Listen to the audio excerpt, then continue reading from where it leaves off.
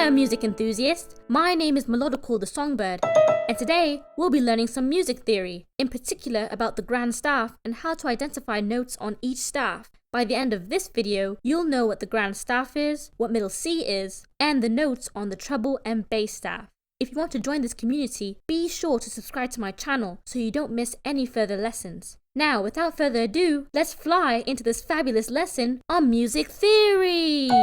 The very first step in music theory is identifying the note names. If we were to look at a piano, the common names for notes are A, B, C, D, E, F, and G. After G, it repeats back to A and continues. When you start from one note and end at the same note, that's considered an octave.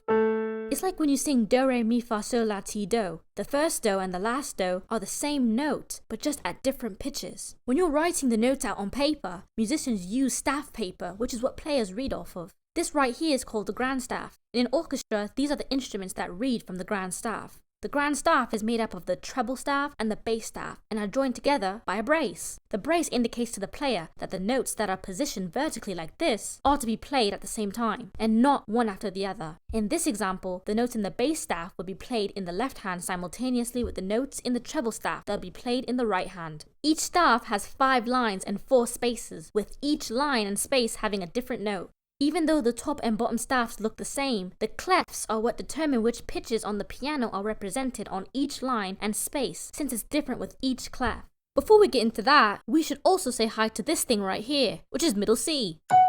Middle C is what connects the treble and the bass staffs together, and is sometimes seen as a universal note in music. Everything above middle C is usually written in the treble staff, and everything below middle C is usually written in the bass staff. On a regular piano, you'll see 8 keys that are Cs, since a piano has a little more than 7 octaves.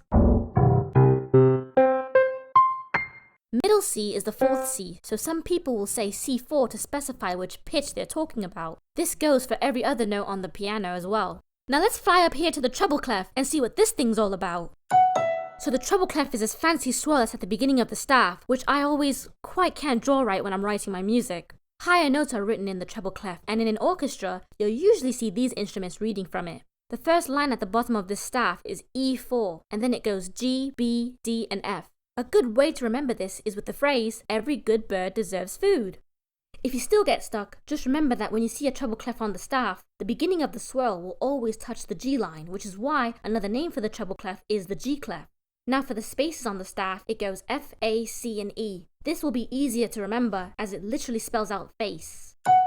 Now the bass clef, which is this half-heart kind of shape, has the same principles as the treble clef, but just has different note placements. In an orchestra, you'll usually see the lower pitch instruments reading from this clef, like these ones. The lines on this staff start on G2, then goes B, D, F, and A. A good acronym for this is Good Birds Don't Fly Away. For the spaces, it's A, C, E, and G, which is All Cows Eat Grass. Not as easy to remember as face in the treble clef, but it'll do. And just like the treble clef, if you combine the lines and the spaces, it's just a repeat of the alphabet from A to G. To go even further, if you connect the bass and the treble staff together along with middle C, you'll realize that the whole grand staff is just the alphabet from A to G repeated.